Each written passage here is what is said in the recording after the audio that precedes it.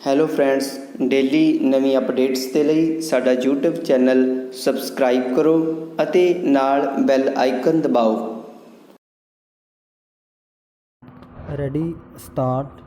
ਕੇਂਦਰ ਸਰਕਾਰ ਵੱਲੋਂ ਮੰਡਲ ਕਮਿਸ਼ਨ ਰਿਪੋਰਟ ਪ੍ਰਵਾਨ ਕਰ ਲਈ ਗਈ ਹੈ ਅਤੇ ਇਸ ਸੰਬੰਧੀ ਲੋੜੀਂਦੀ ਅਧਿਸੂਚਨਾ ਜਾਰੀ ਕਰ ਦਿੱਤੀ ਗਈ ਹੈ। ਡੰਡੀ ਇਹ ਨੋਟੀਫਿਕੇਸ਼ਨ ਤੁਰੰਤ ਲਾਗੂ ਹੋ ਗਈ ਹੈ ਅਤੇ ਇਸ ਅਨੁਸਾਰ ਕੇਂਦਰ ਸਰਕਾਰ ਦੀਆਂ ਨੌਕਰੀਆਂ ਵਿੱਚ 27% ਨੌਕਰੀਆਂ ਦੂਜੀਆਂ ਪਛੜੀਆਂ ਸ਼੍ਰੇਣੀਆਂ ਵਾਸਤੇ ਰਾਖਵੀਆਂ ਕੀਤੀਆਂ ਗਈਆਂ ਹਨ। ਡੰਡੀ ਜਿੱਥੋਂ ਤੱਕ ਸਰਕਾਰੀ ਅਦਾਰਿਆਂ ਅਤੇ ਵਿੱਤੀ ਸੰਸਥਾਵਾਂ ਦਾ ਸੰਬੰਧ ਹੈ, ਉਹਨਾਂ ਵਿੱਚ ਰਾਖਵੇਂਕਰਨ ਸੰਬੰਧੀ ਨੋਟੀਫਿਕੇਸ਼ਨਜ਼ ਸੰਬੰਧਿਤ ਮੰਤਰਾਲਿਆਂ ਵੱਲੋਂ ਸ਼ੀਘਰ ਹੀ ਜਾਰੀ ਕੀਤੀਆਂ ਜਾਣਗੀਆਂ। ਡੰਡੀ ਪ੍ਰਾਈਵੇਟ ਖੇਤਰ ਵਿੱਚ ਇਹ ਨੀਤੀ ਲਾਗੂ ਕਰਨ ਸੰਬੰਧੀ ਅਜੇ ਕੋਈ ਵਚਨਬੱਧਤਾ ਨਹੀਂ ਪ੍ਰਗਟਾਈ ਗਈ। ਡੰਡੀ ਇਹ ਸਪਸ਼ਟ ਕੀਤਾ ਗਿਆ ਹੈ ਕਿ ਪਛੜੀਆਂ ਸ਼੍ਰੇਣੀਆਂ ਵਿੱਚੋਂ ਅਗਾਂਹ-ਵਧੂ ਮੰਨੀਆਂ ਜਾਂਦੀਆਂ ਜਾਤਾਂ ਦੇ ਵਿਅਕਤੀਆਂ ਨੂੰ ਰਾਖਵੇਂਕਰਨ ਦੀ ਇਸ ਨੀਤੀ ਦਾ ਲਾਭ ਪ੍ਰਾਪਤ ਨਹੀਂ ਹੋਵੇਗਾ। ਡੰਡੀ ਇਸ ਨੀਤੀ ਨੂੰ ਜਾਰੀ ਰੱਖਣ ਬਾਰੇ ਕੋਈ ਸਮਾਂ ਸੀਮਾ ਨਿਰਧਾਰਤ ਨਹੀਂ ਕੀਤੀ ਗਈ। ਡੰਡੀ ਕਲਿਆਣ ਮੰਤਰੀ ਨੇ ਦੱਸਿਆ ਕਿ ਇਹ ਐਲਾਨ ਪ੍ਰਸਾਦ ਕਮੇਟੀ ਵੱਲੋਂ ਆਪਣੀ ਰਿਪੋਰਟ ਪਾਰਲੀਮੈਂਟ ਵਿੱਚ ਪੇਸ਼ ਕਰਨ ਉਪਰੰਤ ਸਾਰੀਆਂ ਰਾਜਸੀ ਪਾਰਟੀਆਂ ਨਾਲ ਸਲਾਹ ਮਸ਼ਵਰਾ ਕਰਕੇ ਕੀਤਾ ਗਿਆ ਹੈ। ਡੰਡੀ ਇਹ ਨੀਤੀ ਸਿੱਧੀ ਭਰਤੀ ਲਈ ਲਾਗੂ ਹੋਵੇਗੀ ਅਤੇ ਉਹਨਾਂ ਖਾਲੀ ਅਸਾਮੀਆਂ ਉੱਪਰ ਲਾਗੂ ਨਹੀਂ ਹੋਵੇਗੀ ਜਿਨ੍ਹਾਂ ਉੱਪਰ ਭਰਤੀ ਲਈ ਪ੍ਰਕਿਰਿਆ ਨੋਟੀਫਿਕੇਸ਼ਨ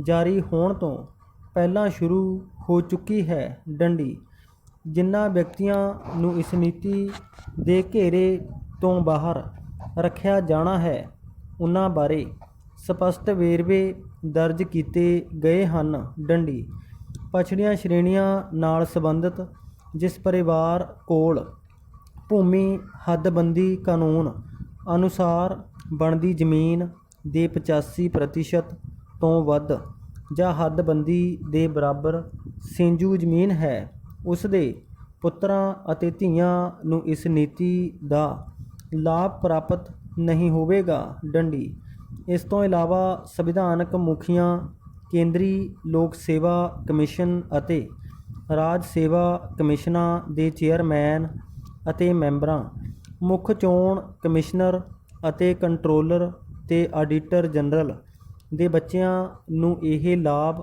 ਪ੍ਰਾਪਤ ਨਹੀਂ ਹੋਵੇਗਾ। ਡੰਡੀ ਇਸੇ ਤਰ੍ਹਾਂ ਹੀ ਕਲਾਸ 1 ਅਤੇ 2 ਦੇ ਕੁਝ ਸਰਕਾਰੀ ਅਧਿਕਾਰੀਆਂ ਅਤੇ ਫੌਜ, ਨੇਵੀ, ਹਵਾਈ ਸੈਨਾ ਅਤੇ ਪੈਰਾ ਮਿਲਟਰੀ ਫੋਰਸਜ਼ ਵਿੱਚ ਕਰਨਲ ਜਾਂ ਉਸ ਤੋਂ ਉੱਪਰ ਦੇ ਅਹੁਦੇ 'ਤੇ ਤਾਇਨਾਤ ਅਧਿਕਾਰੀਆਂ ਦੇ ਬੱਚਿਆਂ ਨੂੰ ਇਹ ਲਾਭ ਨਹੀਂ ਮਿਲੇਗਾ। ਡੰਡੀ ਇਹ ਬੜੀ ਦਿਲਚਸਪ ਗੱਲ ਹੈ ਕਿ ਇਸ ਸੂਚੀ ਵਿੱਚ ਕੇਂਦਰੀ ਅਤੇ ਰਾਜ ਸਰਕਾਰ ਦੇ ਮੰਤਰੀਆਂ ਦੇ ਬੱਚਿਆਂ ਨੂੰ ਸ਼ਾਮਲ ਨਹੀਂ ਕੀਤਾ ਗਿਆ। ਡੰਡੀ ਇਸ ਦਾ ਕਾਰਨ ਇਹ ਦੱਸਿਆ ਗਿਆ ਹੈ ਕਿ ਮੰਤਰੀਆਂ ਦੇ ਅਹੁਦੇ ਸਮੇਂ ਕੋਈ ਗਰੰਟੀ ਨਹੀਂ ਦਿੱਤੀ ਜਾ ਸਕਦੀ। ਡੰਡੀ ਕੋਈ ਵੀ ਮੰਤਰੀ ਕਿਸੇ ਕਾਰਨ ਕਰਕੇ ਕਿਸੇ ਵੀ ਸਮੇਂ ਆਪਣੇ ਅਹੁਦੇ ਤੋਂ ਵੱਖ ਹੋ ਸਕਦਾ ਹੈ। ਡੰਡੀ ਦੇਸ਼ ਦੇ ਦੂਰ ਦੁਰਾਡੇ ਪਿੰਡਾਂ, ਕਸਬਿਆਂ ਅਤੇ ਸ਼ਹਿਰਾਂ ਵਿੱਚ ਵਸੇ